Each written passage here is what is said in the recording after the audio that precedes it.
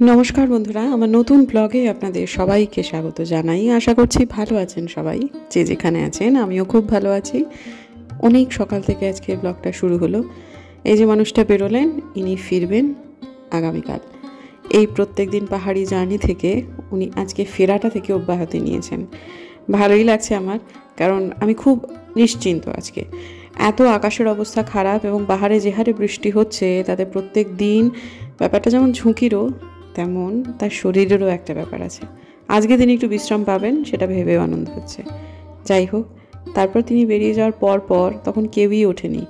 আমি উঠে চলে এলাম আমার আর এক প্রিয়তমার কাছে, আমেরিকা মেলিয়া। একে তো আমি ক্যামেলিয়া ম্যাডাম বলে ডাকি। সেই ম্যাডাম দুটো ফুল ফুটিয়ে দিয়েছেন। এটা একটু পুরনো, আর যেখানে একটু আগে দেখালাম সেটা নতুন। পুরনোটার রঙটা একটু যেন ফিকে ফিকে হয়ে গেছে, আর নতুন ম্যাডাম এখনও হালকা গোলাপি রঙে একেবারে মোহিত করে দিচ্ছে আমাদের। আর মোহং, তিনিও কিন্তু দিব্য রং মেলেছেন, পাতা মেলেছেন।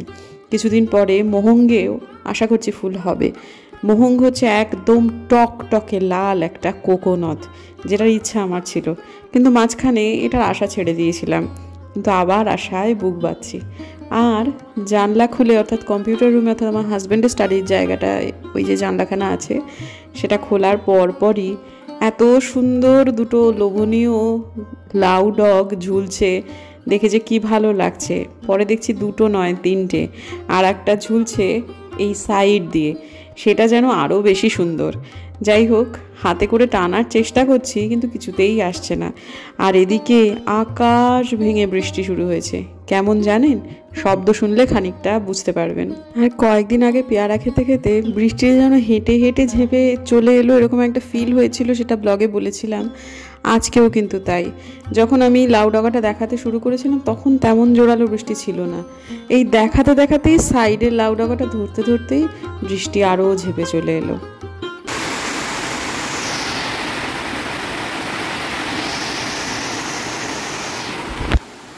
দুর্দান্ত লাগছে। আজকে এই আলমারিটা পুরোটাই পরিষ্কার করেছি মানে কমপ্লিট করে ফেলেছি পুরো আলমারিটা। সারা খাট জুড়ে শাড়িগুলো ওরকমভাবে ছিল, দেখতে খুবই খারাপ লাগছিল। তা প্রথমে ভেবেছিলাম যে যেহেতু আজকে সোমবার, শ্রাবণ মাসের দ্বিতীয় সোমবার, সেহেতু হয়তো বা সবটা একদিনে করবো না। কিন্তু শাড়িগুলো একটা দিক ধরলাম, এবং ধরতে ধরতে আর একটু করতে করতে পুরোটাই হয়ে গেল। এবং বেরোলো হচ্ছে সব মিলিয়ে এতগুলো শাড়ি, যেটা বলা যেতে পারে আমার আলমারির গোটা একটা র্যাক জুড়ে যদি গুছিয়ে রাখি, তাহলে একটা গোটা র্যাক এই শাড়িগুলো নিয়ে নেবে। তা এই শাড়িগুলো আমি আর পরবো না। তার মধ্যে কিছু ব্লাউজ আছে, আরও জিনিসপত্র কিছু আছে, কিছু সিনথেটিক শাড়ি, কয়েকটা ভালো শাড়িও রয়েছে, যেগুলো এরকমভাবেই আমি রেখে দিলাম। আরও ওই আলমারিটা হয়ে গেল। এখন ওই ঘরে আরও কয়েকটা কাজ আছে, সামান্য একদিন করলেই মোটামুটি মিটে যাবে। কিন্তু মজার ব্যাপার হচ্ছে, আজকে আমাদের এখানে শ্রাবণ মাসের দ্বিতীয় সোমবার, কিন্তু এত শিব পাড়াতে কোনো রকম কোনো বাজনা নেই, কোনো রকম কোনো গান টান আজকে কিছুই বাজছে না। আমার সকালবেলা উঠে মনে হচ্ছিল কি ব্যাপার, আজকে সোমবার তো, কারণ এরকম তো হওয়ার কথা নয় সাধারণত। তো যাই হোক, আমার আজকে সাদা হাতে অনেকগুলো জবা ফুটেছে, এবং সব মিলিয়ে মিশিয়ে আমি তো তিনটে তো দেখতেই পেলাম। হ্যাঁ, তিনটে কি আরও বেশি। তো আর গোলাপি জবা ফুটেছে দুটো।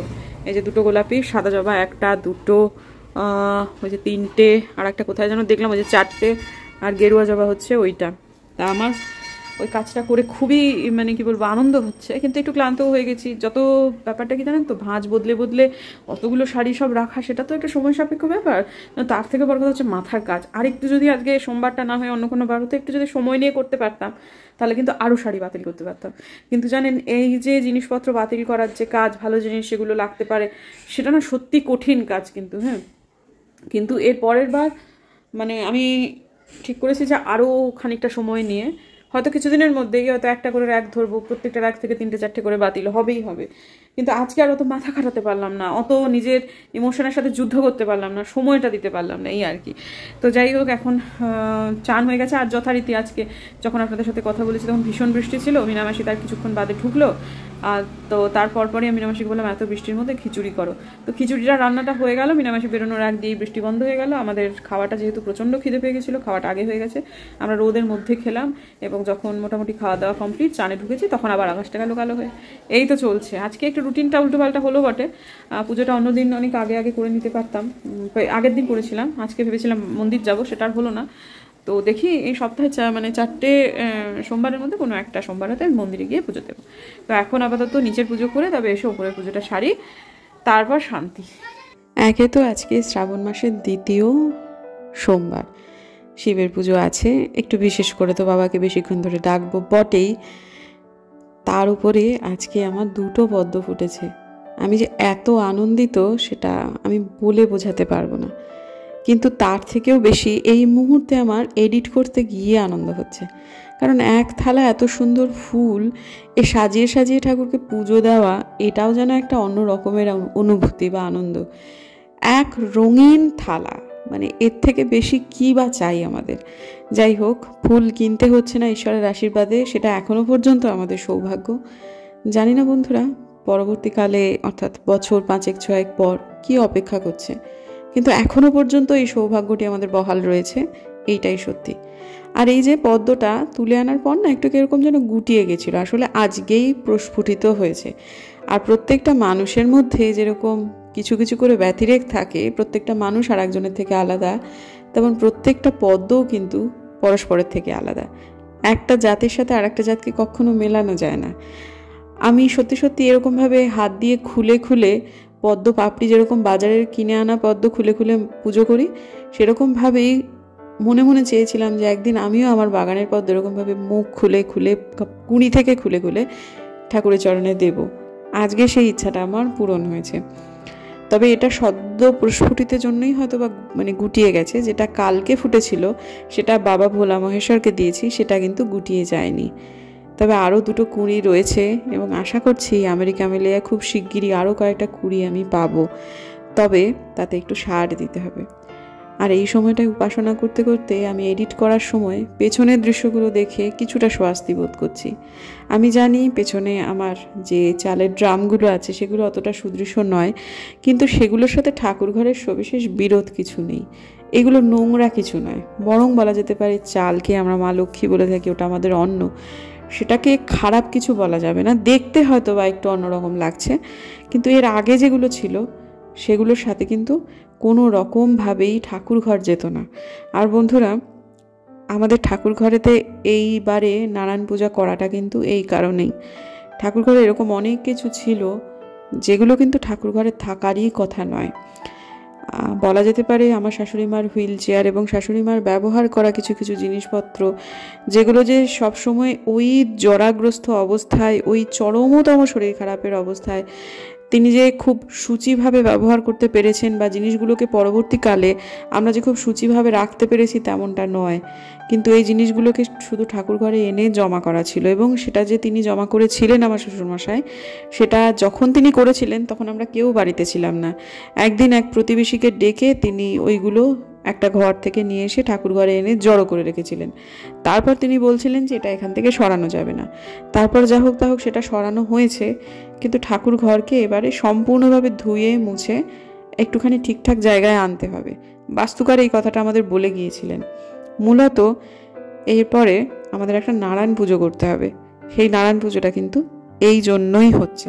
এখানে প্রত্যেকটা ঠাকুর কোনো না কোনো সময়ে প্রাণ প্রতিষ্ঠা করা হয়েছে, সুতরাং তাদের যখন রাখা হয়েছিল জিনিসটা এতদিন ধরে ভুল ছিল, এরপরে নারায়ণ পুজোর পর ব্যাপারটা শুদ্ধিকরণ হবে। শিব পুজো করে তো আনন্দ হলোই, কিন্তু মা লক্ষ্মীর পায়ে পদ্মটা দিতে পেরে, পদ্মটা না গুটিয়ে গেছিলো, সদ্য ফোটা তো, আর একটা দিন রাখলে হয়তো বা গুটিয়ে যেত না, কিন্তু আজকেই মুখটা প্রথম খুলেছিল, সেটা তুলে নেওয়া হয়েছে এবং পদ্মটা দিয়ে না মায়ের পায়ে দিয়ে মনে হচ্ছে যেন মা এই জন্যই তো এত চেষ্টা, এত কিছু। আমার এটাই তো স্বপ্ন ছিল যে আমার বাড়ির মা লক্ষ্মীকে আমি পদ্ম দিয়ে পুজো করবো নিজের বাগানের। পদ্ম ভালোবাসি, বাবা করতেন, সেটা তো একটা ব্যাপার আছেই, কিন্তু আমি ভীষণ ঠাকুর দেবতা মানি, তো আমি এটা মানি যে মা লক্ষ্মী মানে পদ্মফুল, পদ্মফুল মানে মা লক্ষ্মী। এবং আজকে দিতে পেরে যে এত আনন্দ হচ্ছে, প্রথম যখন দিচ্ছিলাম চোখ দিয়ে জল এসে যাচ্ছিল যে মা এই জন্যই তো এত কষ্ট করেছি, কতদিন ধরে অপেক্ষা করেছি। কোনো কিছু অত সহজে পাওয়া যায় না, তবে চেষ্টা করে লেগে থাকলে একদিন না একদিন পাওয়া যায়, এটা ঠিক। খুব আনন্দিত আজকে আমি, খুব। এক তো হচ্ছে ভোলা মহেশকে একটা দিয়েছি, আর একটা দিয়েছি মা লক্ষ্মীর চরণে। এত আনন্দ হচ্ছে, এত এত শান্তি অনুভব হচ্ছে, যে অনুভূতিটা প্রকাশের বাইরে, ভাষাটা ঠিক হাতড়ে বেড়াতে হবে আর কি, বা হাতড়ে বেড়ালেও ঠিকঠাক ভাষা খুঁজে পাওয়া যাবে না। থাকুক কিছু কিছু অনুভূতি নিজের কাছে, কিন্তু খুব খুশি আমি আজকে। আমাদের বাড়িতে এখন সমস্ত ডাস্টবিন আমরা ঢাকা ডাস্টবিন করে দিয়েছি। এটা ঠাকুর ঘরের সামনে একটা ডাস্টবিন, যেখানে ঠাকুরের মূলত পুজোর ফুলগুলোই ফেলা হয়। সেখানে তো একটা রয়েছে, কয়েকদিন আগে বিধান মার্কেট গিয়ে এগুলো আমি কিনে এনেছিলাম। আর একটা হচ্ছে এইখানে, আর একটা হচ্ছে আমার রান্নাঘরে। তবে আরও দুটো ডাস্টবিনের প্রয়োজনীয়তা আছে, সেগুলো ওই একতলার জন্য, সেটাও কিনে নেব এর মধ্যেই। আমি জানতাম না যে একতলার ডাস্টবিনেও ঢাকনা নেই, তো যাই হোক হারিয়ে গেছে বা ভেঙে গেছে সেটা আমি জানতাম না, তাহলে আমি সেদিনই কিনে নিতে পারতাম। তো যাই হোক এবারে উপরে এসে উপরের পুজোটাও সেরে নিলাম। এখনও মোটামুটি ভালোই বেলা আছে, কিন্তু এখন জানলাগুলো বন্ধ করে দিলাম, কারণ আকাশ খুব খারাপ করেছে। যখন তখন একদম ঝাপড় দিয়ে বাবা বৃষ্টি আসবে। আমাদের এক চেনা একজন ভদ্রলোক, প্রাপ্তবয়স্ক একটা লোক, তার হাতে ওই ঝড়ের সময় জানলা বন্ধ করতে গিয়ে ভারী কপাট একদম দাম করে সপাট এসে লাগায়, হাতটা দুখান হয়ে গেছিলো। সেই একটা অত বড় মানুষ, কি যন্ত্রণায় কান্না সে দেখেছিলাম। ভয়ের চোটে এখন ঝড়ের সম্ভাবনা থেকে আমি এখন জানলা দরজা বন্ধ করে দিই, বা কোনো বিপদ হওয়ার আগেই সাবধান হওয়া ভালো। এবং বলতে বলতে আপনাদের সাথে কথা বলে 10 মিনিটও হয়, 10 মিনিট কি বেশি বলে 5 মিনিটও হয়, তার মধ্যে আকাশ অন্ধকার একদম আঁধার হয়ে গেছে। না মনে হচ্ছে সন্ধে লেগে গেছে। হ্যাঁ, আরে কি প্রচন্ড বৃষ্টি, আর এই যে লাউ ডাগা আমাকে লোভ দেখাচ্ছে সমানে। কি কাণ্ড, কি কাণ্ড, খুব ভালো লাগে খেতে। এর আবার আজকে টিউশন আছে সন্ধেবেলায়, ভাবছি যে বৃষ্টির মধ্যে পাঠাবো কিনা, থাকে যাক। আর এই যে আমাদের ঘাড় মুচকে পড়ে আছে কি বলে এটার নাম, সুপুরি গাছ, সেই সুপুরি গাছের আর কোনো কাটাকাটির গল্প নেই। বৃষ্টি দেখবি জন্য জানলা খুললি, এবার দেখিস আবার বন্ধ করে দিস বাবা, হাওয়া দিলে এবার ভয় লাগে ঝড়ে। দেখি একটুখানি বারান্দা থেকে বৃষ্টি দেখি, উইন্ড চাইমসটা কি সুন্দর দুলছে দেখুন। দেখি এখানে কিন্তু, ও বাবা ছাঁচের বৃষ্টি, এখানে কিন্তু আলো জ্বালায়নি, কারেন্টও আছে, মানে এখনো আলো জ্বালানোর সময় হয়নি, কিন্তু এমন অন্ধকার হয়ে গেল মনে হচ্ছে এই বলছি সন্ধ্যে লেগে গেল। কি জ্বালাতন, প্রচণ্ড ছাটের বৃষ্টি হচ্ছে, দাঁড়ানো যাবে না এখানে। দেখতেও ভাল লাগে, তবে এই ধরনের এত জোর বৃষ্টি না, কিছুক্ষণের মধ্যে ড্রেন উঠছে, একেবারে জল সই সই হয়ে যাবে রাস্তার সাথে। কারা যে এরকম জায়গাতে এই বালি ফেলে রেখেছে বৃষ্টিতে ধুয়ে ধুয়ে, সরকারি জিনিস, ওটা গায়ে লাগছে না মনে হচ্ছে, ধুয়ে ধুয়ে ধুয়ে ধুয়ে রাস্তার সাথে বয়ে যাচ্ছে। এখন যদি জল সই সই হয়ে যায়, কয়েকদিন আগে হয়েছিল তো, কত বালু ধুয়ে গেল, বাপরে। কিরে জল সই সই হয়ে গেছে, জল সই সই হয়ে গেছে, বাচ্চাগুলো কিরকম দৌড়চ্ছে, এক্ষুনি এক পাল দৌড়ে গেল, আবার এক পাল দৌড়ে আসছে, এদেরই তো দিন। তুমি ভিজবে? হ্যাঁ, আমাকে আর টেনো না, তুই ভিজছি তো ভেজ, আমাকে ভিজে যাচ্ছিস, পুরো ছাটে ভিজে না, আমি ভিজবো না। বাচ্চাগুলো কি আনন্দ, আবার কি ছাট কি ছাট।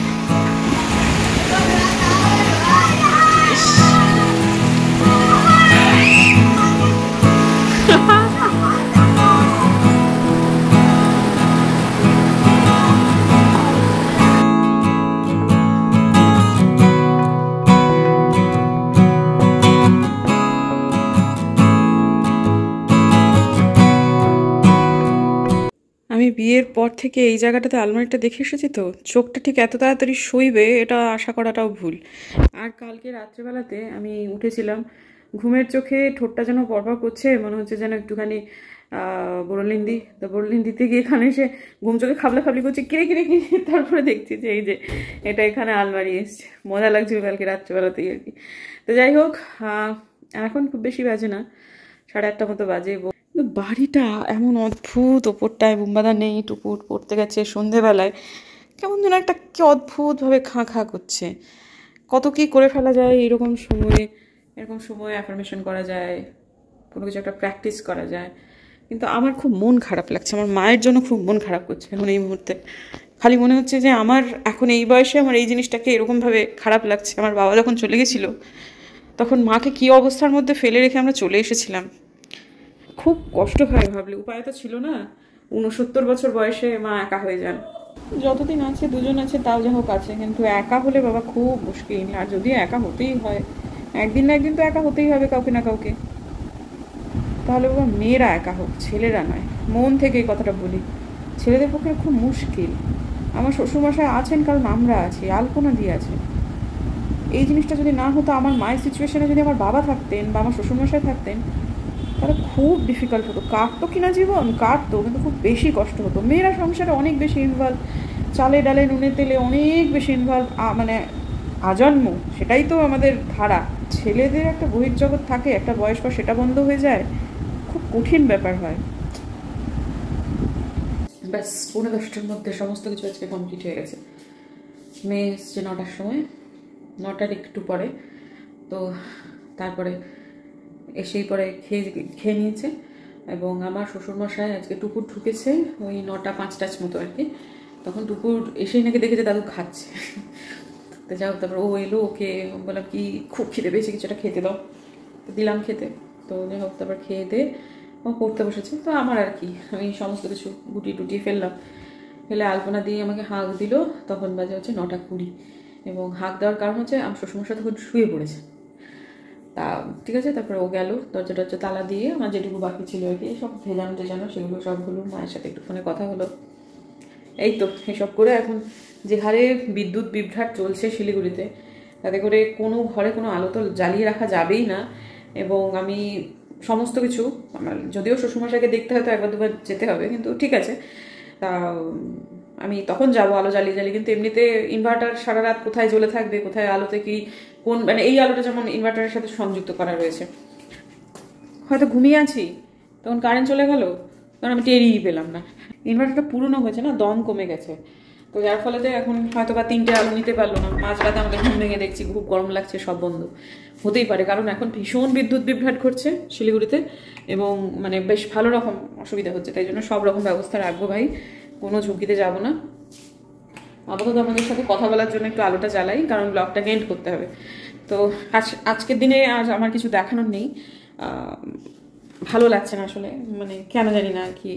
যাই হোক, ঠিক আছে, দেখা হচ্ছে কালকে একটা নতুন ব্লগে। যদি আমার ভিডিও ভালো লাগে তাহলে প্লিজ সাবস্ক্রাইব করবেন, পাশে নোটিফিকেশন বেলটাকে অন করবেন, যাতে ভিডিও দিলেই নোটিফিকেশন চলে যায় আপনাদের কাছে। দেখা হচ্ছে আগামীকাল, ততক্ষণে জানেন।